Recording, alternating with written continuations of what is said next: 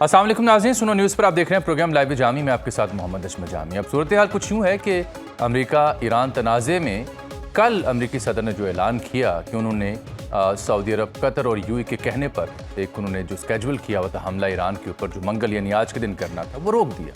और वो समझते हैं कि इन ममालिक ने यकीन दहानी कराई कि एक डील होने जा रही है जो कि अमरीका, मशरिक़ वुस्ता और दीगर दुनिया को काबिल कबूल होगी। और एक जुमला उन्होंने अपनी ट्रू सोशल की पोस्ट में लिखा, जो कैपिटल वर्ड्स में लिखा कि ईरान जौहरी हथियार नहीं रख सकेगा। ईरान जौहरी हथियार रखने के हवाले से कभी भी दावा नहीं करता आया, अलबत्ता मसला यूरेनियम की अफजूदगी और उसकी हवालगी का था, उसका जिक्र उन्होंने नहीं किया। लेकिन कल रात ही फिर उनके इस बयान के बाद हमने देखा कि जो स्पीकर हैं ईरानी पार्लिमान के बाकर कालीबाफ या मोहसिन रज़ाई साहब, उनके यहाँ से जो रद्द अमल आया उसमें भी लबो लहजा वैसा ही था जो ट्रंप सरकार का है। कहने लगे कि हम अपने वक़ार, डिग्निटी को कभी भी कॉम्प्रोमाइज़ नहीं करेंगे, मुज़ाकरात में जाने का मतलब हरगिज़ नहीं कि हम सरेंडर करने जा रहे हैं। तो उसके बाद आज सूरत हाल ये बनी है कि आज न्यूयॉर्क टाइम्स ने और कुछ दीगर आउटलेट्स ने और कुछ मुबस्सरीन ने ये खबर छापी है, उस पर तबसरा किया है कि असल में ये जो स्ट्राइक्स को होल्ड ऑफ किया है ट्रंप ने, ये ऐसा नहीं है कि इन तीन ममालिक की दरख्वास्त पे किया है। ये भी याद रहे आपको कि इससे पहले पाकिस्तान की 3 बार दरख्वास्त थी, रिक्वेस्ट थी, तजवीज़ थी, चाहे वो जंग बंदी के मामले में हो, सीज़ फायर को एक्सटेंड करने के मामले में हो। तो ये चौथा मौका है जब अब के बार उन्होंने 3 खलीजी ममालिक का जिक्र किया। तो इनका मानना है न्यूयॉर्क टाइम और दीगर का कि असल में मसला ये हुआ कि इन ममालिक ने दरख्वास्त एज सच नहीं की, बल्कि अमरीकी ज़िम्मेदारों को ये ब्रीफ किया गया कि इस बीच में रूसी मदद के साथ ईरान ने जो अपना एयर डिफेंस सिस्टम है वो तगड़ा किया है। और मिसाल दी कि इन ऑफिशियल्स ने ब्रीफिंग में हालिया जो F-15E और F-35 को जो डैमेज पहुंचा उसका हवाला दिया कि ईरान ने ये सिस्टम किसी हद तक एक्वायर कर लिया है, दोबारा हमला किया, कुछ जहाज़ अगर गिरे तो ये बहुत नुकसान हो जाएगा। तो अब सूरत हाल है कहा, एज ऑफ नाउ ये स्टैंड ऑफ रहेगा, एक पॉसिबल डील की तरफ जाएगा, अमेरिका हमला करेगा। इस पर बात करने के लिए आज हमने कंपिटेंट पैनल आज मेरे साथ मौजूद जनाब air commander retired Khalid Chishti साहब और जनाब अहमद अल अरबी साहब। आप दोनों के कीमती वक्त का बहुत शुक्रिया हजरत, आप तशरीफ़ लाए। चिश्ती साहब, मैं न्यूयॉर्क टाइम्स का हवाला दे रहा हूँ, वो कहते हैं जी F-15E को जो गिराया था और जो डैमेज हुआ F-35 का, वो एक रेफरेंस दिया गया है रशियन असिस्टेंस का, तो उस वजह से असल में साहब बहादुर रुके हैं। ये F-15E वाला वाक़या क्या था सर, और F-35 वाला अगर आप अपनी तर्ज़िये की रोशनी में बयान कर सकें ताकि नाज़रीन को समझ आ सके। ये खबर तो बात की है कि जी दुरुस्त भी है या नहीं।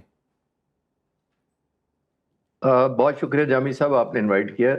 देखिए, इसमें मुतज़ाद खबरें आ रही हैं। मैं खुद भी एक इस पे डॉक्यूमेंट्री बनाने के आखिरी स्टेज पे हूँ, कुछ डाटा वेरीफाई करना रहता है, जिसकी वजह से मैं चाहता हूँ कि उसको क्रेडिबिलिटी रहे। कि F-35 को जब हिट हुआ था, बहुत सारे लोगों ने कहा कि वो F-35 तबाह नहीं हुआ, तो इसको उस तरह नहीं लेना चाहिए। मैं अपने फ्लाइंग के एक्सपीरियंस से कह सकता हूँ कि F-35 का टारगेट हो जाना भी उतना ही खतरनाक है, क्योंकि ये गुड लक होती है पायलट की, या पायलट की स्किल लेवल हो सकता है, या डैमेज इस तरह जगह या इतना इंटेंसिटी उस तरह ना हुई हो कि वो बच के लैंड करने में कामयाब हो गया। लेकिन वो जाहिर है बहुत सारे इसको मुख्तलिफ वर्जन दे रहे हैं कि ये, लेकिन ये डेफिनेटली जब आपको याद होगा F-15 भी जब शुरू में जिसको कहा गया था कि फ्रेंडली फायर है, तो मैंने उस वक्त भी कहा था कि फ्रेंडली फायर में 3 F-15 तो बिल्कुल नहीं आते, और F-15 ऑलमोस्ट 55 साल से सर्विस में है, बिल्कुल कंटिन्यूस अपग्रेड होता रहा है, आज तक कॉम्बैट में नुकसान नहीं हुआ इस जहाज का कभी भी, नेवर। तो फिर हिट हो गया और एक ही दिन में 3 हो गए, और ये इतना मानना आसान नहीं था। एक इसमें जो मैं बड़ा ब्रीफली मैं बता सकता हूं, अभी टेक्निकल शायद बहुत मुश्किल हो जाएगा एक्सप्लेन करना इसने थोड़े टाइम के अंदर, कि इन्होंने सिर्फ एक्टिव सेंसर्स नहीं यूज किए, रेडार गाइडेड वेपन यूज नहीं किए, एक पैसिव डिटेक्शन सिस्टम भी है। जो पैसिव उसको कहते हैं कि जो आपके साउंड वेव्स और हीट जो एटमॉस्फेयर के अंदर मौजूद होती है, उसकी जो वेरिएशन होती है उसको डिटेक्ट करता है। दैट मीन्स थर्मल जो आपका टेम्परेचर होता है, जिस तरह का जो वेरी करता है मुख्तलिफ जगहों पर, आपका जाहिर है इंजन की आप हीट को नहीं छुपा सकते, आप हर चीज छुपा सकते हैं, इंजन के कंटूर्स कर सकते हैं, आप पेंट ऐसा आ गए हैं जो कैमोफ्लाज आपको कर देते हैं from detection of the radar, जैसे रेडिएशन को एब्जॉर्ब करने के पेंट आ चुके हैं। आपका डिजाइन इस तरह का आ गया हुआ है जहाजों का, जिससे जो रेज आती हैं रेडार की वो डिफ्लेक्ट नहीं होती, किसी और तरफ डिफ्लेक्ट हो जाती है, वापस डिफ्लेक्ट बैक नहीं होती। अच्छा। तो बहुत सारे कॉम्बिनेशन आ चुकी है।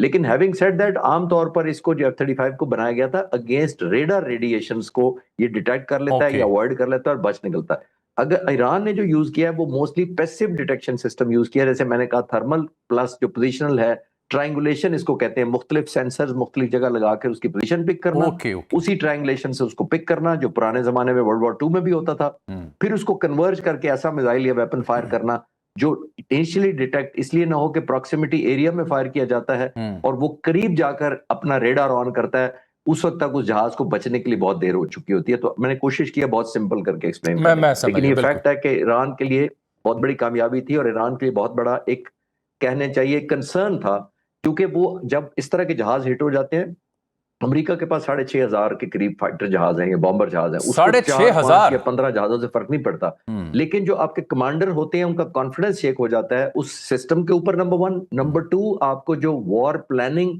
या वॉर मिशंस प्लान करने होते हैं उसके अंदर एक एलिमेंट ऑफ हेजिटेशन ऐड हो जाता है, वो एक्चुअल प्राइस है जो ईरान के फेवर में गई है। बिल्कुल ठीक, जिससे मजीद भी इस पर बात करते हैं। अहमद अल अरबी भी तशरीफ रखते हैं। अहमद साहब, ये क्या लगा आपको, क्योंकि कल रात तक मैंने देखा कि कुछ तज्जिया निगारों का मानना था गो कि ट्रंप ने वॉल स्ट्रीट जर्नल को ताने दिए, न्यूयॉर्क टाइम्स को, CNN को, तमाम को रगड़ दिया और बाद में वो ट्वीट किया कि इन 3 ममालिक की दरख्वास्त पर मैं हमला रोक रहा हूँ। तो इन आउटलेट्स का ये मानना था कि ये असल में फेस सेविंग निकली है ट्रंप के लिए, इंटरनल बड़ा प्रेशर है, तो ये फेस सेविंग और उस बीच में दबाव है ईरान के ऊपर कि वो डील करे। क्या आप ये असेसमेंट दुरुस्त समझते हैं आप? जी जाम साहब, बहुत शुक्रिया। देखिए, फेस सेविंग की जहां तक बात है, बहुत सारे मल्टीपल एंगल्स हैं यहाँ पे, मल्टीपल चीजें हैं जो एक वक्त में ऑपरेट कर रही हैं। जिस धमकी के बाद आप एक डिप्लोमेसी के अंदर या इंटरनेशनल रिलेशन में जब निगोशिएशंस हो रही होती हैं, टॉक्स हो रही होती हैं, एक हाई इंटेंसिटी इन्वायरमेंट के अंदर आप मुज़ाकरात कर रहे होते हैं, जंगबंदी को डिस्कस कर रहे होते हैं, तो उसमें जिस स्टेटमेंट में धमकी के साथ ये बात आए कि आप डील कर लें, तो उसका मतलब ये होता है कि यहाँ पे रेटरिक का इस्तेमाल किया जा रहा है टेबल के ऊपर अपनी निगोशिएटिंग पोजीशन को बेहतर करने के लिए। उस धमकी के एक्चुअलाइज होने के जो चांसेस होते हैं वो कम होते हैं एज कंपेयर टू कि उसका इस्तेमाल किया जाए टेबल के ऊपर अपनी पोजीशन को स्ट्रेंथन करने के लिए। डोनाल्ड ट्रंप का आपने देखा है, आप पिछले काफी अरसे से आप देखते चले आ रहे हैं कि ये रेटरिक का बहुत ज्यादा इस्तेमाल करते हैं निगोशिएशन के सराउंडिंग के अंदर, ताकि अपनी पोजीशन को या अपनी शरायत को मनवाया जा सके।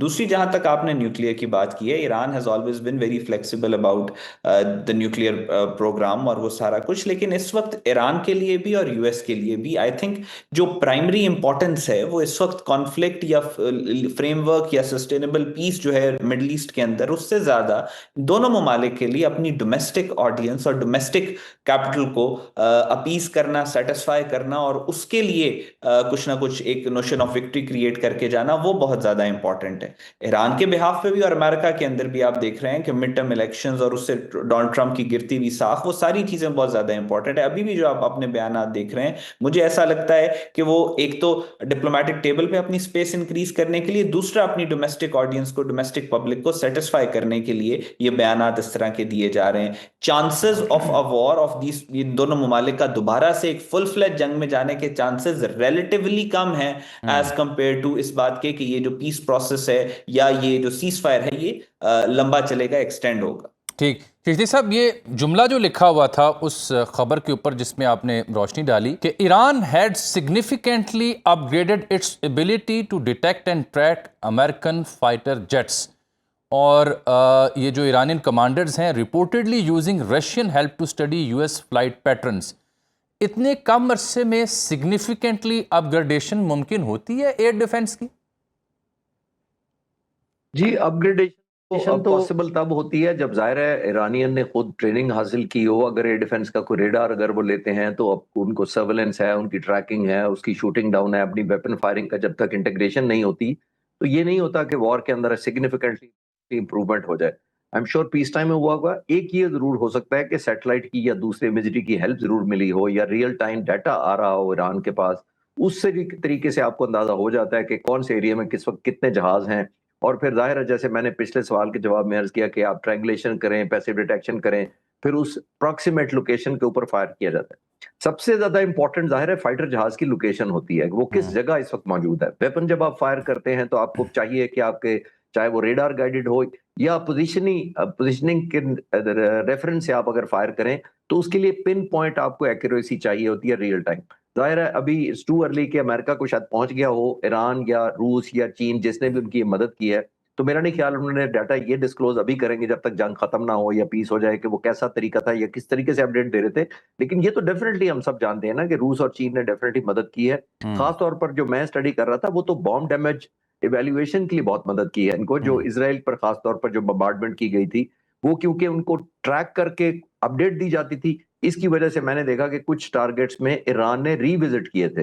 रीविजिट का मतलब है कि एक जगह आपने तबाही की या डिस्ट्रक्शन की लेकिन कुछ पोर्शन बच गया तो आपका रीविजिट होता है उसी जगह पर ज्यादा जैसे इम्पैक्ट साहब ताकि जो बच ये गई ये हो ये तो उसको भी आपने eliminate किया जा सके। रीविजिट की बात की ना जी, एक और नोशन हमें रिसेंटली सुनने को मिली कि रिवर्स इंजीनियरिंग यानी कोई B-52 या दीगर जदीद जो तैयारे थे उनकी मदद से जो टोमाहॉक या बड़े बड़े मिसाइल फेंके गए, को 20,000 पाउंड की भी उनकी बताई जाती है जो वज़न है, तो वो कुछ एक्सप्लोड नहीं हुए।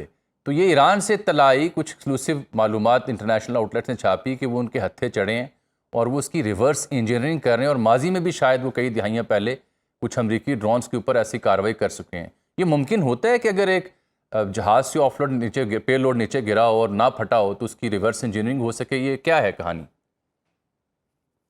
जामी साहब, इस रिवर्स इंजीनियरिंग पर बात करने से पहले हमें एक और डाटा जरूर कनेक्ट करना जी चाहिए। प्लीज। वो ये है कि जब से ये ईरानी हुकूमत इक़्तिदार में आई है तकरीबन 47 सालों में, मेरा ख्याल है अगर स्टैटिस्टिकली देखें, मैं बहुत एक स्टडी पढ़ भी रहा था कि सबसे ज्यादा दुनिया में अगर PhDs की हैं किसी ने तो वो ईरानियंस ने की हैं। और किस एरिया में की हैं? इलेक्ट्रॉनिक्स में की हैं, एमुनेशन में की हैं, वॉरहेड्स में की हैं, नेविगेशन सिस्टम्स पर की हैं, एक्सप्लोसिव में की हैं, उनके टाइमर जो होते हैं जो फ्यूजेस जिसको हम कहते हैं उन पर की हैं। इसका क्या मतलब है? इसका मतलब ये है कि उन्होंने दुनिया में मुख्तलिफ जगहों पर अपने डॉक्टर्स ट्रेन करवाए, उन्होंने वापस आकर फिर मुख्तलिफ मॉडल्स के तहत उन्हें कन्वर्ज करना शुरू किया। ये भी नहीं भूलना चाहिए हमें कि शाह फरहान के ज़माने में ये सबसे प्रिविलेज्ड मुल्क हुआ करता था। ये वो मुल्क है जब पाकिस्तान को तकरीबन 1982-83 में सिर्फ 40 F-16 मिले, तो 79 में जब शाह फरहान की हुकूमत खत्म हुई थी तो अमेरिका ने इसको 150 F-16 का प्रॉमिस किया हुआ था, जो शाह फरहान के चले जाने की वजह से वो मटेरियलाइज नहीं हुआ। मैं आपको सिर्फ एक क्लोजनेस बता रहा हूँ। और फिर जिन न्यूक्लियर की बातें करते हैं हम, एनरिचमेंट, वो सबसे ज्यादा अमेरिका ने दिया था ईरान को शाह फरहान के जमाने में। सही। तो ये सारी हिस्ट्री है। मैं ये अर्ज कर रहा हूँ कि कनेक्ट करना चाह रहा हूँ कि ये जो आप जिसकी आप बात कर रहे हैं वेपनाइजेशन की और ये सारे का सारा रिवर्स इंजीनियरिंग, ईरान में बहुत काबिलियत है। तमाम के तमाम ड्रोन जितने इन्होंने डेवलप किए हैं, जाहिर है ओपन सोर्स से किए हैं, कोई इनको ट्रांसफर टेक्नोलॉजी उस तरह का मैं नहीं देख रहा। ऑल्दो जो शाहिद ड्रोन इन्होंने रूस को दिया है to be used against Ukraine, वो रूस ने अपग्रेड करके ज्यादा लीथल करके उसकी सर्वाइवेबिलिटी बढ़ा के उसकी एक्यूरेसी बढ़ाकर अब सुना है कि एक्सपोर्ट बैक किया। मेरी रिसर्च के मुताबिक रूस ने इस जंग के दौरान वापस ईरान को किए हैं अपग्रेडेड वर्जन, यूं समझ ले, जो पिन पॉइंट ज्यादा एक्यूरेसी से जा रहा है। और अपने टारगेटिंग भी देखी कि उनकी बड़ी लीथल थी, बहरी जहाजों को भी टारगेट किया, एयरक्राफ्ट कैरियर को भी थ्रेट किया। तो ये सारा रिवर्स इंजीनियरिंग से ही हो पाया है, क्योंकि डेफिनेटली दुनिया में अब कोई टेक्नोलॉजी ऐसी रह नहीं गई जो आप टॉप सीक्रेट कह सकें, वो ऑलमोस्ट एक्सपोज हो जाती है। और खास तौर पर इतनी well educated breed of scientist हो जो ईरान ने किया है, और ये डॉक्यूमेंटेड है। मैं अपनी तरफ से अजम्पशंस या परसेप्शन पे नहीं कह रहा कि इतने साइंटिस्ट इन्होंने PhDs की हैं, दुनिया में सबसे ज्यादा एजुकेशन भी, और सबके सब वापस आए हैं। सबसे बड़ी बात तो उन्होंने आकर ये पाया। बिल्कुल ठीक कह रहे हैं, they came back to serve their nation. बिल्कुल ठीक कह रहे हैं आप। अच्छा अहमद अल अरबी साहब, अब ये जो 2 से 3 दिन की विंडो की कहानी भी हमें समझ आ रही है, आपको लगता है कि with in these 2 to 3 days कोई पॉसिबल डील स्ट्राइक हो सकती है या हमें जंग देखने को मिलेगी? देखिए, आई थिंक ज़ाती तौर के ऊपर middle east is a complicated एक इन्वायरमेंट है, कॉम्प्लिकेटेड कॉन्फ्लिक्ट है, दोनों एक्टर्स कॉम्प्लिकेटेड हैं, लेयर्स जो हैं, लेयर्स अपॉन लेयर्स हैं स्पॉयलर्स की।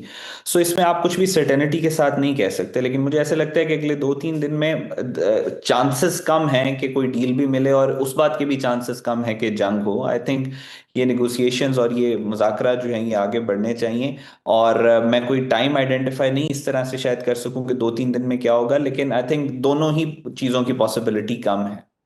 बिल्कुल ठीक।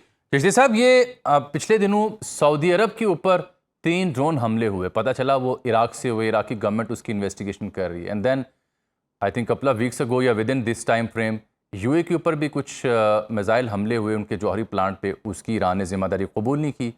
तो ये दोनों वाक़यात के ऊपर कुछ लोगों की राय ये है कि स्पॉइलर की सूरत में इराक में भी इसराइली सिस्टम मौजूद हैं और जो इंस्टिगेट करें इन बोथ स्टेट्स को to stand up against Iran. Do you agree with this? आप बिल्कुल ठीक कह रहे हैं कि स्पॉयलर्स इतना रोल प्ले कर सकते हैं, क्योंकि जब से ये आपने देखा इन मुल्कों में इंस्टेबिलिटी है, सीरिया हो, लीबिया हो, इराक के, इसमें गवर्नेंस के बहुत इशू हैं, इसमें पॉकेट्स ऑफ पावर्स हैं, इसमें तो कोई शक नहीं है। और जाहिर है इन तमाम ममालिक ने, जब ये खासतौर पे जो वेस्टर्न ममालिक थे जिन्होंने इनडायरेक्टली सपोर्ट किया था, और बेनिफिशियरी तो एक दो मुल्क ही थे, उसमें इसराइल शामिल है। तो जब ये किया गया था, सदाम हुसैन को हटाया गया था, सीरिया में हाफिज अल-असद को हटाया गया था, या उसके बाद आने वाले लिबिया में कर्नल गद्दाफी को हटाया गया था, तो वो किस लिए हटाया गया था? वो था ही यही कि अपने अपने सेगमेंट्स को, अपने अपने फैक्शंस को सपोर्ट किया जाए। तो डेफिनेटली इराक से एक ब्राइट पॉसिबिलिटी है। आपको एक और याद होगा कि अमेरिका के एक आइलैंड के ऊपर जो उस पर हमला किया गया था, तो वो भी कहा था उन्होंने कि ये हमने नहीं किया, ईरान ने कहा था हमने नहीं किया, और वो भी सबमरीन से हुआ था। तो ये बहुत ज्यादा प्रोबेबिलिटी है कि इजराइल नहीं चाहता कि जो इन ममालिक के दरमियान अगर ट्रस्ट का जो डेफिसिट हुआ है वो क्लोज हो जाए, तो जाहिर है एक एलिमेंट ऑफ यूनिटी दोबारा आ जाएगा। तो इस वक्त यूएई जैसे हम देख रहे हैं कि जीसीसी से निकल गया, उसके बाद एक जो इंटेलिजेंस खबरें आई हैं और इवन खुद लीक कर दी गई इजराइल ने कि नेतन्याहू ने दौरा किया था यूएई का, वो बेसिकली डॉट्स कनेक्ट करें। इसमें कोई रॉकेट साइंस नहीं है। जब हम देखते हैं कि अगर नेतन्याहू ने दौरा किया है, अब वो तो ऐसे दौरे कॉन्फिडेंशियलिटी में होते हैं, लेकिन उसको न्यूज को ब्रेक करने का मतलब यही था कि यूएई को डिस्क्रेडिट किया जाए in the eyes and minds of other friendly countries. वो मतलब ये होगा कि वो आइंदा अगर कन्वर्ज करना भी चाहेंगे। मेरा मानना ये है कि यूएई के बारे में कोशिश हो रही थी और हो रही होगी आज भी, जो इसको वापस जीसीसी में लाने के लिए, ताकि एक एलिमेंट ऑफ यूनिटी रहे, ऑयल प्राइसेस रेगुलेट करने में आसानी रहे। लेकिन चिश्ती साहब कता कलामी की माजरत, वो एक डिलिबरेट एफर्ट है टू सिंगल आउट यूएई, और वो इस मौके पे खुद नेतन्याहू के हैंडल से अगर ट्वीट आ रहा है और यूएई की मोफा उसकी डिनाइल दे रही है और मीडिया पे जिम्मेदारी आयद कर रही है, ये नहीं कह रही कि Netanyahu is lying, and then उन्हीं के अखबार, उन्हीं के हैंडल्स दोबारा बताते हैं, जेरूसलम पोस्ट से लेके टाइम्स ऑफ इसराइल या हारेट्स, कि जी ये नहीं था, बल्कि उनका जो मोसाद का चीफ है, जो उनकी आईडीएफ का चीफ है, एक उनकी कोई इंटरनल एजेंसी है जैसे एफबीआई होती है, उसका चीफ है, उनके दौरे भी होते रहे। तो ये तवातुर के साथ उन्होंने 3-4 दिन 5 दिन ये खबरें पहले बम्बार्ड की, सिंगल आउट करने की कोशिश की, और यूएई एक मोफा की स्टेटमेंट के सहारे मीडिया को मरूद इल्ज़ाम ठहराता रहा, और बीच में फिर नरेंद्र मोदी का दौरा भी आ जाता है जिसमें डिफेंस प्रोडक्शन की चीज़ें भी तय होती हैं। सो इट क्लियरली मीन्स, हमारा एहतराम एक दोस्त बरादर मुल्क के लिए अपनी जगह, बट इट क्लियरली मीन्स कि एक नया इत्तेहाद, एक नई सिचुएशन, इक्वेशन यहाँ क्रिएट हो रही है, और इस मौके पे आके जो इसराइल ने इस तरह की खबरें लीक की, वो यूएई को सिंगल आउट करना है कि वो किसी भी सूरत सऊदी और दीगर के साथ मिलकर ईरान के साथ मुफाहमत न करें। Sir, these are my 2 cents. ये 2 सेंट आपके ऑलमोस्ट 100 सेंट ही हैं, बिकॉज मेरा भी मानना यही है कि ये बिल्कुल कन्वर्जेंस आपस में इसीलिए हो रही है, जैसे मैंने पिछले सवाल के भी जवाब में अर्ज किया, जीसीसी से इतनी जल्दी निकल जाने का मतलब ही यही है कि एक तो जब ये निकलेगा तो ऑयल का जो कैप होती है आपस में जीसीसी की, वो उठ जाएगी। फिर जाहिर है यूएई को ये भी कहा जा रहा है कि आपका militarily, economical, business, tourism, airline इतना नुकसान हुआ है, तो अब आप इन मुल्कों के साथ रह के अपनी प्रोडक्शन कैप करेंगे, तो आप ग्रो कैसे करेंगे? ये इस तरह के फॉलीज, या वो जैसे मैंने कहा ना, जो स्पॉयलर्स होते हैं, उन्होंने इनको रियलाइज कराया होगा कि आप ब्रेक अवे करें ताकि आप प्रोडक्शन किया जा सके। फिर डिग्री ऑफ इंश्योरेंस दी गई होगी ना, जब ये कहा होगा कि देखें आपका इतना नुकसान भी हो गया, हम आपको अम्ब्रेला देंगे, हम आपको आयरन डोम देंगे। फिर इंडिया ने जंप इन किया। तो आपने बिल्कुल ठीक कहा कि अनफॉर्चुनेट पार्ट है, लेकिन ऑब्वियसली ऐसी अपॉर्चुनिटी तो कोई भी नहीं जाने देगा ना। अगर जीसीसी ममालिक में ब्रेकडाउन होता है, ईरान के खिलाफ एक काउंटर महाज खड़ा हो जाता है जिसके अंदर इन्फ्लुएंस इजराइल का भी होता है, इंडिया का भी, तो मैं तो हमेशा से कहता हूं जामी साहब, इसमें कोई रॉकेट साइंस नहीं है। दुनिया में तमाम ममालिक अपनी अपनी नेशनल इंटरेस्ट में कन्वर्ज करते हैं या डाइवर्ज करते हैं, इसमें कोई सिंपथी, भाईचारा, ये हम लोगों ने पढ़ा है सिर्फ। दुनिया में कोई मेरा नहीं देखा कि जिसके अंदर नेशनल इंटरेस्ट ना कन्वर्ज कर रहे हो और आप इसलिए पसंद कर रहे हो कि आप उसको भाई समझते हैं या बहुत ही क्लोज एलाई समझते हैं। कन्वर्जेंस ऑफ इंटरेस्ट होता है, कैपिटलाइज सब करते हैं। ये देखिए यूएई का क्लासिक एग्जांपल है। क्या करें जी, दुनिया भर का जो गम है वो हमारे सीने में है ना जी, और होना भी चाहिए। जैसा अभी मैंने आपका वक्त मजीद लेना है, वजह है इंडियन आर्मी चीफ की स्टेटमेंट, उसके ऊपर आपका लास्ट कमेंट चाहिए, लेकिन अहमद भी हमारे साथ मौजूद है। अहमद साहब, ये आपको लगता है कि इस जंग के खात्मे के बाद not only with in the middle east but across the globe नए ब्लॉक्स इमर्ज होंगे, उनकी शेप क्या होगी, पाकिस्तान कहाँ खड़ा होगा? जी देखें, इस पे हंटिंगटन बहुत डिटेल में लिख चुका है 1992 जी। ऑनवर्ड्स क्लैश ऑफ सिविलाइजेशन का थीसिस, और उसके बाद मल्टीपल जो रिसर्चर्स हैं उन्होंने बाद में जो फोरसी कर रहे थे मल्टीपोलैरिटी को, I think the world will be divided into multiple poles, और उन मल्टीपोलैरिटी के अंदर जिस तरह आमतौर पे पिछले 5000 साल दुनिया एग्जिस्ट करती आई है, आई थिंक उसी तरीके की एग्जिस्टेंस रहेगी। मिडल ईस्ट की एक बहुत एक बड़ी हार्डकोर रियलिटी है पिछले 1000 साल या 1500 सालों की भी अगर आप बात करें, तो मिडल ईस्ट किसी ना किसी शेप और फॉर्म में वो यूनाइटेड रहा है, पॉलिटिकली, सोशली, इकोनॉमिकली और सिक्योरिटी पॉइंट ऑफ व्यू से। ये अभी पिछले 100 साल से, यानी वर्ल्ड वॉर वन के ऑनवर्ड्स जब ये साइक्स पिकेट एग्रीमेंट आया है, उसके बाद से जो मिडल ईस्ट की कंडीशन आप देख रहे हैं वो एक एनॉमली है। वो मिडल ईस्ट का नेचुरल वे ऑफ एग्जिस्टेंस नहीं है। जिस तरह यूरोप पिछले 1000 साल में डिवाइडेड रहा है, कभी भी इकट्ठा नहीं रहा है, यूरोप का भी इकट्ठा होना और यूरोपीय यूनियन का बनना ये एक एनॉमली है। ये इंटरनेशनल जो प्रेसिडेंसेस हैं उनके खिलाफ जाके एक चीज बनी है, आर्टिफिशियली क्रिएट हुई है। तो ये दोनों एरियाज अपनी रियलिटी की तरफ वापस जा रहे हैं। जहां तक आपने यूएई की बात की है, देखें यूएई वाले, जो यूएई की गवर्नमेंट है उनकी बड़ी डेप्थ है, एक उनकी अंडरस्टैंडिंग है एक रीजन की, और उनको इस बात की रियलाइजेशन है कि जो यूएई है वो ये जो मुस्लिम अलायंस लार्जर जब भी बना है या बन रहा है या फॉर्म होगा, उससे अलहदा होकर उनका सर्वाइवल भी पॉसिबल नहीं है। सो ये जो बात आप कर रहे हैं कि नेतन्याहू यहाँ पे आया और फिर नेतन्याहू ने कह दिया और यूएई उसको कंडेम कर रहा है, द वेरी फैक्ट कि वो ऑफिशियली उसको कंडेम कर रहे हैं, मुझे ऐसा लगता है हमें उनके ऑफिशियल स्टोरी के साथ ही जाना चाहिए। क्योंकि अगर नेतन्याहू यहाँ पे, अगर फॉर एग्जांपल हाइपोथेटिकली अगर आप बात करें वो आया है, फिर भी अगर वो ऑफिशियली उसको कंडेम कर रहे हैं, इसका मतलब है उसका सारा ट्रिप वो निगेट कर रहे हैं। और फिर दूसरी बात ये, जब से ये जंग शुरू हुई है अमेरिका और ईरान के दरमियान में, आप मुझे ये बताएं, जितने बड़े जरीदे हैं, कौन सा ऐसा जरीदा है जिसका इस्तेमाल नहीं किया गया इंफॉर्मेशन को और मिस इन्फॉर्मेशन को वेपनाइज करके इस जंग के अंदर That is इसराइल ने और true. इसराइल के पार्टनर Being ने a इन student of जदीदों का, आपको याद होगा communication Saudi studies, I would tend to agree with you as far as the role of these publications are concerned, Ahmed साहब. But जब आप बात करते हैं ऑफिशियल स्टेटमेंट की, so here is my objection. MOFA जो यूएई की statement जारी करती है पहले दिन after the claim made by Netanyahu, उसमें 3 पैराग्राफ हैं। एंड पे वो कहते हैं कि मीडिया जिम्मेदार है, खबर गलत दे रहा है, मीडिया ने ये मामला ठीक तरह से हैंडल नहीं किया, मीडिया को चाहिए कि वो ऑथेंटिक इंफॉर्मेशन जो है यूएई से लेके वो जारी करे। ये इंफॉर्मेशन मीडिया ने कहाँ लीक की है? ये तो चाहे वो सीबीएस हो, रॉयटर्स हो या दीगर आउटलेट्स हो, उन्होंने तो नेतन्याहू को कोट किया कि ही मेड अ क्लेम। तो यूएई को चाहिए था कि वो कहती कि जी ये नेतन्याहू झूठ बोल रहा है। मीडिया के ऊपर जिम्मेदारी कहां से आ गई यहाँ पे सिर्फ इस एक मसले के अंदर? बाकी मामलात में मैं आपसे एग्री करता हूं। सो ये जो उन्होंने डेविएट, मोफा यूएई ने जो डेविएशन की, वो इन दी नेम ऑफ मीडिया की। कहना चाहिए था कि प्राइम मिनिस्टर ऑफ इसराइल जो है इस बारे में जो स्टेटमेंट दे रहा है वो गलत स्टेटमेंट दे रहा है। वो तो इस बात के भी डिनाइल नहीं दे सके कि उनका आईडीएफ का चीफ आया या मोसाद का चीफ आया या दीगर लोग आए, और फिर अगले दिन लोगों ने ऊपर सोर्स से यह खबर भी छापी कि यूएई से 2 जेट तैयारे स्पेशली तल अवीव जाके पहुंचे हैं। तो यूएई को कहना चाहिए कि ये नहीं आए, ये झूठ बोल रहे हैं। मीडिया के ऊपर लाए करके आप ये कह रहे हैं कि जी नहीं जी मीडिया गलत कह रहा है, इसराइल भी गलत कह रहा है। अब जो पहली खबर आई रॉयटर्स की तरफ से, तो उसके ऊपर उसके बाद उन्होंने ये सारी जो मीडिया हाइप क्रिएट हुई वो रॉयटर्स की खबर के बाद हुई। अगर आप पर्सपेक्टिव जान, मैं डिफेंड नहीं कर रहा यूएई को, ना मैं किसी और मुल्क को डिफेंड, अगर मुझे डिफेंड करना पड़े तो मैं पाकिस्तान को डिफेंड करूंगा, उसके अलावा मुझे किसी और मुल्क को डिफेंड करने की जरूरत नहीं है। लेकिन मैं just to give you a perspective कि जब इंटरनेशनल रिलेशन, जब फॉरेन ऑफिस इन्वॉल्व होता है ना, यूएई के आप मीडिया को देखें, उनके मीडिया ने हर तरह से क्रिटिसाइज किया इस स्टेटमेंट, उनका नहीं हुआ ट्रिप। लेकिन जब फॉरेन ऑफिस की बात आती है ना, जब डायरेक्टली फॉरेन ऑफिस को इन्वॉल्व होता है, तो उस पर मल्टीपल कॉन्टूर्स होते हैं, मल्टीपल चीज।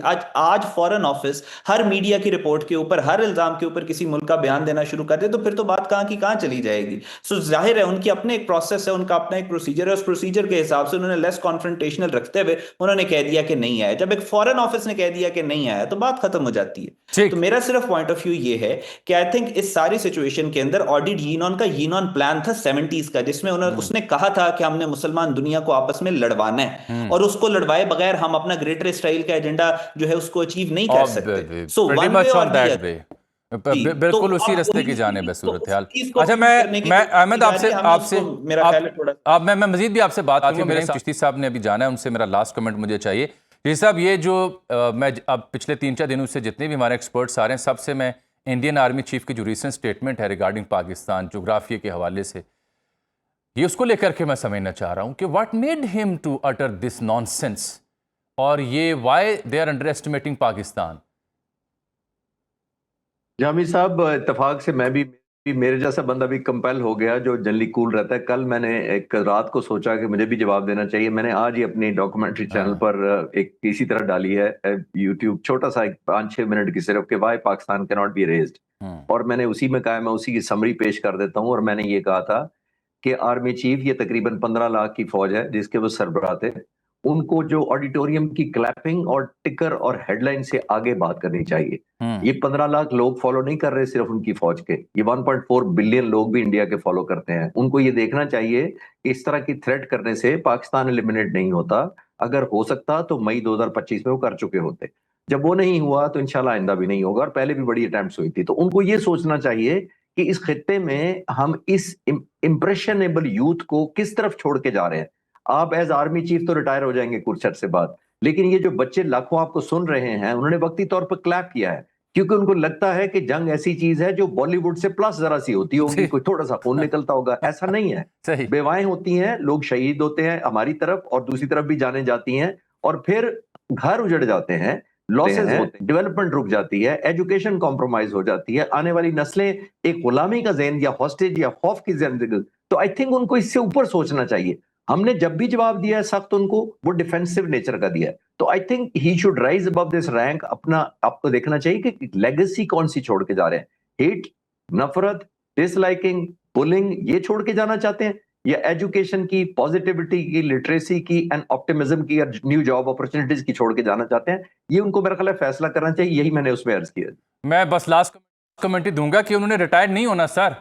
इंडिया में अब एक प्रेसिडेंट है कि उसके बाद अब सीडीएस बनना होता है। जी, अनफॉर्चुनेट यही मैं अर्ज कर रहा हूं कि उसके बाद उन्होंने इंसेंटिव दे दिया, बल्कि जो रिटायर्ड शायद होते हैं उनको भी लगा देते हैं, तो इंसेंटिव तो मौजूद हैं, लेकिन इंसेंटिवाइज पर्सनल इंसेंटिव से नेशनल इंटरेस्ट और जियोपॉलिटिकल और रीजनल इंसेंटिव उनको ज्यादा देखने चाहिए कि दुनिया उनको एक मिलिट्री जनरल के लिए अच्छा होता है। वो जाहिर है एक हाइप क्रिएट करता है, वो बताता है कि मेरी बड़ी पावर है, but not at the cost of hate and eliminating the enemy. आप अपने बारे में बूस्ट करें कि हमारी फोर्स ऐसी है जो आइंदा नहीं होने देगी, या आइंदा हमने सीख लिया या आगे मूव ऑन कर लिया। लेकिन आपको किसी को, ना तो आपका मैंडेट है और ना आपकी कैपेसिटी है कि आप पाकिस्तान जैसे मुल्क को एलिमिनेट करने का सोचें। सोचना है तो पिछले साल सोच लेना था। मैं यही तो अर्ज कर रहा हूं कि मई 2025 में उस वक्त किसी ने रोका तो नहीं था। 85 जहाज रात को 12:30 बजे भेजे थे, हमसे पूछ के तो नहीं भेजे थे। 85 भेजने हैं या 600 भेजना है, उन्होंने रात को भेजने थे या सुबह भेजने थे, तो हमने तो कभी नहीं कोई रोका था। अगर उस वक्त शौक पूरा कर लेते, और अगर नहीं उस वक्त हुआ, तो मेरा ख्याल है उनको मूव ऑन करना चाहिए। इस डिल्यूजन से निकल आना चाहिए कि आपका अपना बिलीव है कि जो आप कह रहे हैं वही ठीक कह रहे होंगे, और जो आप फतह, जिसको आप फतह कहते हैं, वही फतह होती है। ऐसी नहीं फतह होती। फतह दुनिया मानती है। जहाज आपके जो 8 वापस नहीं गए, हम नहीं मान रहे, तो प्रेसिडेंट ट्रम्प तो मान रहे हैं ना कि 11 गए। Very true sir. बहुत बहुत शुक्रिया जनाब खालिद चिश्ती साहब, जनाब अल अरबी साहब, आप दोनों से आज तफसीली मुकालमा हुआ इस मौजू के ऊपर। एक ब्रेक की जानिब हम बढ़ रहे हैं और फिर ज़रा मुकामी सियासत, सुहेल आफरीदी भी आज नज़र आया डियाला जाते हुए। शेर अफजल मरवत इस सिलसिले में एक बड़ी अहम शख्सियत हैं। वो CMKP के हवाले से भी एक मुख्तलिफ राय रखते हैं, वो PTA की पॉलिसीज़ के ऊपर भी एक मुख्तलिफ पॉइंट ऑफ व्यू रखते हैं। उनसे पूछते हैं और जानते हैं कि हो क्या रहा है एक ब्रेक के बाद। प्रोग्राम में एक बार फिर से आपको खुशामदीद कहते हैं। यूजली हम तो फोकस किए हुए थे अमेरिका ईरान जंग के ऊपर, लेकिन अब मुल्की सियासत के ऊपर भी गुफ्तगू शुरू की है। मंजरनामा बदल रहा है। 28वीं तरमीम की खबरें हैं। गो के हुकूमती ज़िम्मेदार ऑन रिकॉर्ड तो इसकी तरदीद करते हैं, लेकिन वोटर की उम्र में इजाफे की कहानी हो या NFC वार्ड या दीगर मामला, तो उसके ऊपर हल्की फुल्की मौसीकी जारी है इस्लामाबाद की निजी महफिलों में। तो आज हमने ज़हमत दी है, सीनियर सियासतदान है, मुमताज़ कानूनदान जनाब शेर अफजल मरवत साहब को। उनसे बात करते हैं, बिना लगी लिपटी तबसरा करते हैं। शेर अफजल मरवत साहब, बहुत शुक्रिया आपके वक्त का। मैं देख रहा था कि आप कह रहे हैं कि जी 28वीं तरमीम जो है ये आईनी ढांचे को मुकम्मल तौर पर तब्दील किया जाएगा। क्या मुराद थी सर इससे आपको? शुक्रिया जामी साहब मदू करने का। 28वीं आईनी तरमीम के हवाले से कुछ हुकूमती शख्सियात जो हैं वो मीडिया पे लबकुशाई कर चुकी हैं। आज ही मेरी मुलाकात हुई है कानून के वजीर तारड़ साहब से, आदम नजीर तारड़ साहब से। यही मैंने उनसे भी पूछा है। 28वीं आईनी तरमीम सेक्रेटरी लॉ से भी बात हुई। अच्छा। इसके अलावा जितनी भी हुकूमती शख्सियात या मीडिया से वाबस्ता लोग जो हैं उनसे बातचीत होती है। जो मैंने अपने कहीं गेन किया है, 4-5 सब्जेक्ट्स हैं जो अगर हो जाते हैं तो यकीनन जो हमारी साख्त है आइन की या माहियत, वो बिल्कुल तब्दील हो जाएगी। वो कैसे? के तौर पे जी जी 18वीं आईनी तरमीम के तहत जो है फाटा को मर्ज किया गया। अब फाटा को अलहदा सूबा बनाने या बसूरत दीगर गवादर कराची पाठा, मरी नथिया गली और अटक को मिला के ICT एरिया में शामिल करने की तजवीज़ जो है वो ज़ेर गौर है। उम्र के हवाले से राना साहब जो हैं इस पे कह चुके हैं कि 25 तक ले जाना है, और ऑब्वियसली इसके सियासी जो आदाफ हैं वो हम अच्छी तरह इदराक रखते हैं। लोकल बॉडीज जो है गर्चे ये प्रोविंशियल सब्जेक्ट हैं, लेकिन MQM इसके लिए कॉन्स्टिट्यूशनल गारंटी मांग रही है, और अगर ये दे दी जाती है, इसमें सूबों को भी एतमाद में लेना होगा। तो जो MNAs MPAs के जो फंड्स सवाबदीदी फंड्स होते हैं वो अजारादारी खत्म हो जाएगी, और सही मानों में ग्रास रूट लेवल पे ये तरक्की कामों के फंड जाया करेंगे। इसी तरह जो है NFC अवार्ड में कमी, अब जो इससे जाते हैं सूबों को, और मरकज की जो बजट के अगले दिन जो इनका कारोबारी दिन शुरू होता है वो कर्ज पे शुरू होता है, और आखिरी दिन कर्ज पे जारी रहता है। बिल्कुल ठीक। मेरा ख्याल है सूबों के पास वसाइल जो हैं वो 18वीं आईनी तरमीम के बाद बहुत ही अच्छे बढ़ गए हैं, बल्कि आप देख रहे हैं कि सूबों ने अपने वसाइल से जो है बहुत नए नए प्रोजेक्ट शुरू किए।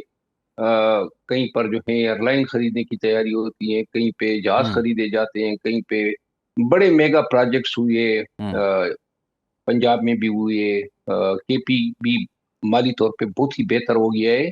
लेकिन ये एक हकीकत है कि थोड़ी सी नजरसानी की जरूरत है, क्योंकि मरकज जो है वो जो डेप्ट्स हैं वो फिर खसारे जो होते हैं, इसके अलावा दिफा के अखराजात हैं, मरकजी मुलाजिमीन की तनख्वाहें हैं, ये शायद थोड़ा बहुत जेनुअन होगा कटौती अगर होती है।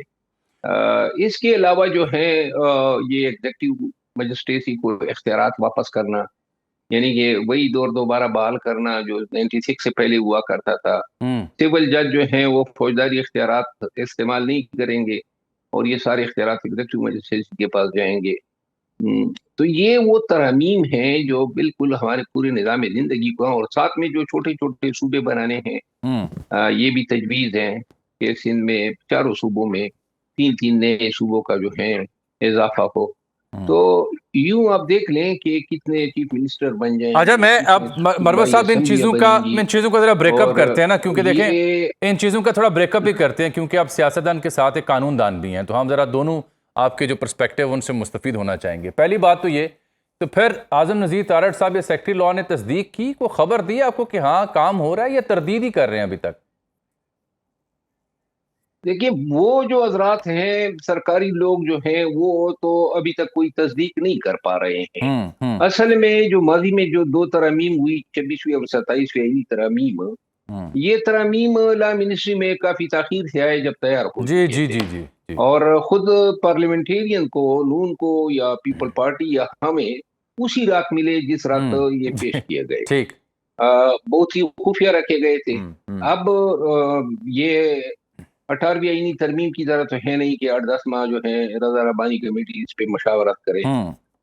मेरा ख्याल ये है कि हुकूमत की तरफ से जो है चंद अहम शख्सियात, जिसमें राना सनाउल्लाह साहब हैं, आजम नज़ीर तारड़ साहब हैं, अटॉर्नी जनरल हैं, ये लोग नेगोशिएट कर रहे हैं, डिस्कस कर रहे हैं, डिलिब्रेट कर रहे हैं, लेकिन ये बजट से पहले मुमकिन नहीं है। पीपल पार्टी जो है वो बजट से पहले, क्योंकि इनको पता है नेहरू का मसला भी शायद इसमें शामिल हो। सही है। तो अगर नए सूबे बनते हैं, कराची जो है वो जो है गवादर, ये अगर मरकज के पास आ जाते हैं, ICT में शामिल होते हैं, तो लाजिमन ये मुतालिबात ऐसे हैं जो पीपल पार्टी को इन पे हाँ करना जो है बड़ा मुश्किल होगा।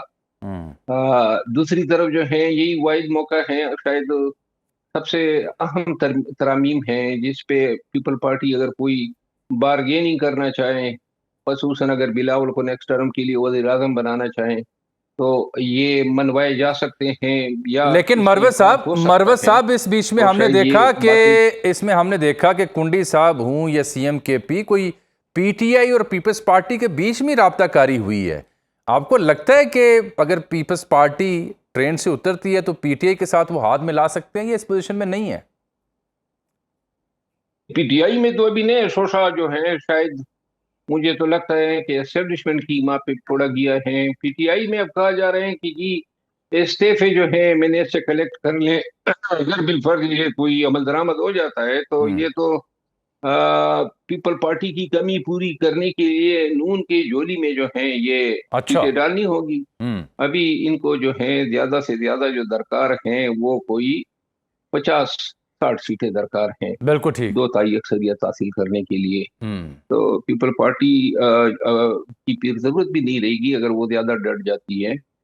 ये भी इम्कान है कि अगर पीटीआई को कोई सही पैकेज पेश किया जाए तो पीटीआई जो है वो चंद एक तरमीम पे हो सकता है कि राजी भी हो जाए। मसलन अगर मैं मसलन ये ये जो बात करता हूं कि मेरी कल परसों भी पीटीआई कुछ लोगों से बात हो रही थी, तो वो नए सूबों के हक में अगर नून लीग और पीपल्स पार्टी तो बज़ाहिर नजर ही नहीं आती, लेकिन अगर कोई जमात नए सूबों के हक में है बहुत अरसे से तो वो पीटीआई है।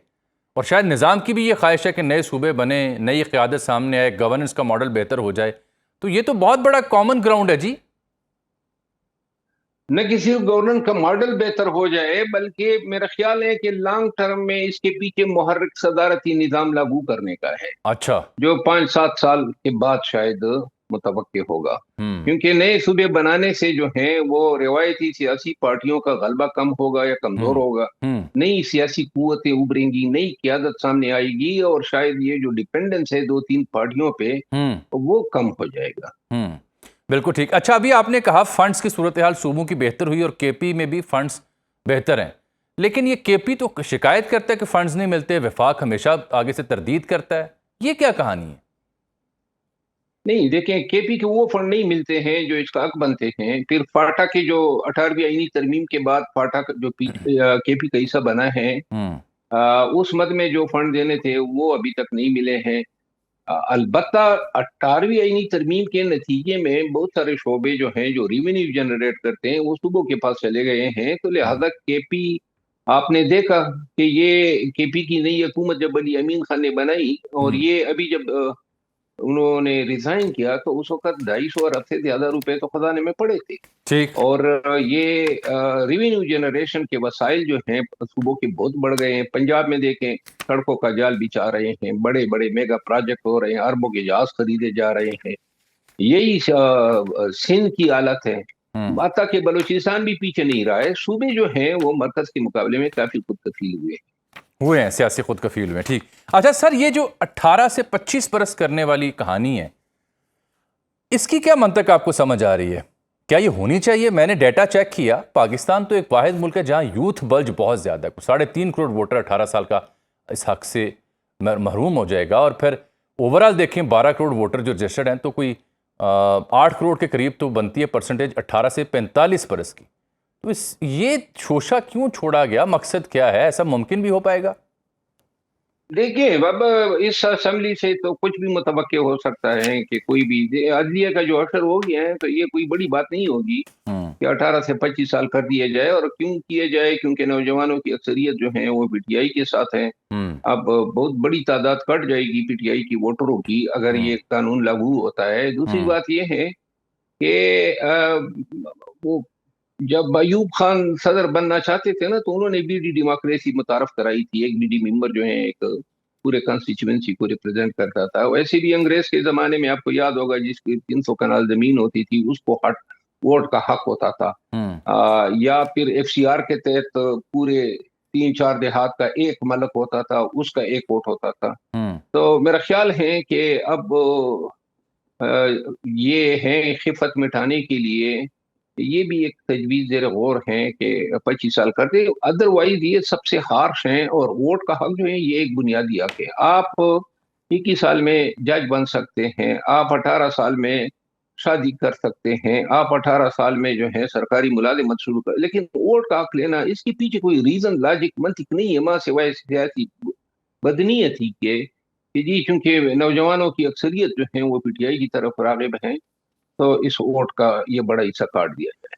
शेर अफजल मरवत साहब के ट्विटर पे मैं अगर जाऊं तो उन्होंने एक बड़ा तफसीली ट्वीट किया हुआ है कि मैं मुश्किल तरीन वक्त में निकला था, कोई एहसान नहीं था मुझ पर किसी का, किसी पार्टी का। मैं उस पीटीआई के तुफैल कोई सेनेटर, कोई मिनिस्टर नहीं रहा था। मैंने एक कोशिश की उस वक्त जब मिल रहा था, और 8 फरवरी के बाद ये लोग निकले तो उन्होंने जो मुझे हौसला सिला दिया, ना कि सिला दिया बल्कि किरदार कुशी की मुहिम चलाई। कैसे अहमक और बेवकूफ़ लोग हैं जिनको ये अंदाज़ा नहीं है कि ज़रूरत के वक्त में ऐसे साथियों को खोया नहीं जाता। ये एक ऑर्गेनाइज फैसला था और जिन्होंने ये करवाया वो आज समझ लें पार्टी को कौन सा फ़ायदा दिया उन्होंने। किनका जिक्र कर रहे हैं, कौन से अनासर हैं जिन्होंने आपको ये सलाह दिया? देखिए, फैसले चाहे कितने ही क्यों न हो, लेकिन खान को सोचना जरूर पड़ेगा कि जिन लोगों ने उनसे ये फैसले कराए हैं सारी डिस्क्रेडिट उनके खिलाफ गई है, यानी सारा डिस्क्रेडिट उनको गया है।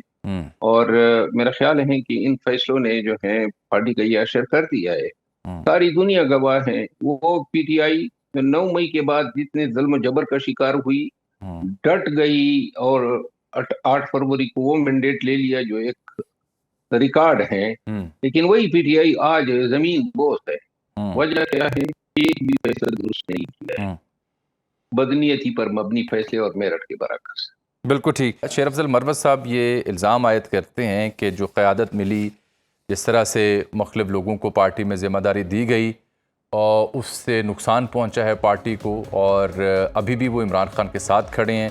वो जो गवर्नेंस सिस्टम है सूबे में, उसके ऊपर भी नाक़िद हैं। अलबत्ता एक बात की तरदीद करते हैं क्योंकि इनके हवाले से खबर आई थी कि इन्होंने सुहेल अफरीदी के सीएम के तौर पर जो नॉमिनेट हुई उनकी इंतखाब, उसको चैलेंज किया। तो अब वो 16 मई को उन्होंने कहा कि ये इल्ज़ाम गलत है, सुहेल अफरीदी को हटाने के लिए वफाकी आईनी अदालत में मैंने दरख्वास्त दायर नहीं की। आज एक बड़ी अहम, बहुत शुक्रिया आपका शेर अफजल मरवत साहब। इससे पहले प्रोग्राम ख़त्म करें, मैं एक बड़ी अहम खबर जो आपके साथ शेयर करना चाह रहा हूँ वो जुड़ी है टिकटॉकर सना यूसुफ के हवाले से। ये बच्ची जिसको पिछले बरस जून में 17-18 बरस इसकी उम्र थी, टिकटॉक पे बड़ी मारूफ थी, कोई 1.8 मिलियन इसके फॉलोअर्स थे, और इसको एक शख्स ने जड़ावाला से उठा लड़का, इसने आके घर में इसे धमकियां दी, इसे कत्ल किया। ये 2 दिन बाद गिरफ्तार हुआ, शनाख्त परेड इसकी होती है और कोहराम मच गया पूरे पाकिस्तान में। एक छोटी नन्ही बच्ची के साथ ये जुल्म कैसे हुआ। ये वालिदैन की जिम्मेदारी भी है कि जो कम उम्र बच्चे हैं जब वो सोशल मीडिया एक्सपैंड करते हैं या उस पर लाइमलाइट लेते हैं या शोहरत हासिल करते हैं तो वो नज़र रखें कि आखिर वो किससे राब्ते में हैं, किन अनासर के साथ ताल्लुकात में हैं, और उनके ऊपर पूरी जांच रखें। तो उसके बाद जब ये उमर हयात नामी लड़का पकड़ा गया तो इसका ट्रायल होता है जज अफजल मज़ोका की अदालत में। आज अहम बात ये थी कि जब जज ने पूछा इस लड़के से कि आप पे कत्ल का इल्ज़ाम है, तो इसने आगे से ये कहा कमाल होशियारी के साथ कि इसका कोई ताल्लुक़ नहीं था, कोई कॉल इसने नहीं की, कोई राब्ता नहीं था, ये इल्ज़ाम गलत है। इस मौके पर वो खबर सामने आई जो सबसे अहम थी। वो खबर ये थी कि जैसा आपने बताया कि तहकीकात के मुताबिक जो फोरेंसिक हुआ इस बच्ची के मोबाइल का, उसमें एक नाम काका के नाम से महफूज था जो आपका नंबर है, और उसके ज़रिए कॉल्स, मैसेजेस और दीगर चीज़ें ट्रेस की गई जो इस बात को साबित करती हैं कि आपका राब्ता था, किस तरह से धौंस धमकी आपने जमाई इस बच्चे के ऊपर, और फिर फोरेंसिक के ज़रिए साबित हुआ कि उनके घर भी आया, इसने कत्ल किया, धमकी दी कि ये ताल्लुकात उसके साथ क्यों नहीं रख रही, उस खार में पुरखाश में आके इसने यह कत्ल किया।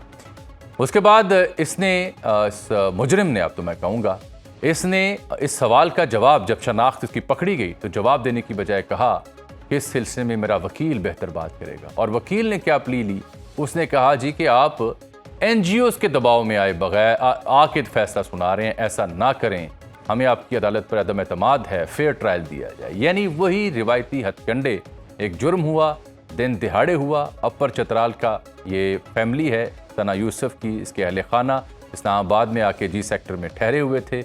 इनके घर दिन दिहाड़े CCTV फुटेज भी नज़र आई, किस तरह से राब्ताकारी के बाद, धमकी देने के बाद ये शख्स यहाँ पहुँचा, इस बच्ची का कत्ल किया। आज ये अपने अंजाम को पहुँचा है। इसे सजाए उम्र कैद की सज़ा सुनाई गई है डकैती के एक मुकदमे में, और दीगर 2 मुकदमात में 10-10 साल कैद की सज़ा यानी 30 बरस की। तो ये कहानी सारी बयान करने का मकसद ये था कि सोशल मीडिया की जो एक्सपेंशन है वो रियलिटी है, लेकिन बहसीत मुआशरा, बहसीत फैमिली, हम सब की जिम्मेदारी है कि देखा जाए कि हमारे बच्चे कम उम्र जो सोशल मीडिया यूज़ करते हैं और उसमें अगर उनको हाइप मिलती है, लाइमलाइट मिलती है, तो उसको रेगुलेट करें। ऐसा ना हो कि वो बच्चे ऐसे वाक़यात की जद में आ जाएं या इसकी भेंट पे चढ़ दें। इजाज़त दीजिए, अल्लाह हाफ़िज़।